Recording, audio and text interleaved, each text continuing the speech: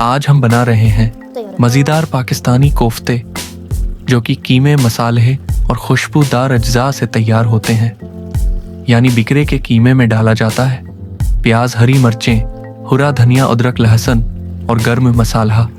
उसको अच्छी तरह मिक्स किया जाता है और छोटे छोटे कोफ्तों की शक्ल दी जाती है।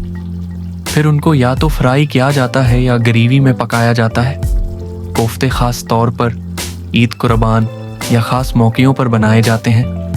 उन्हें चावल, नान या तंदूरी रोटी के साथ खाया जाता है।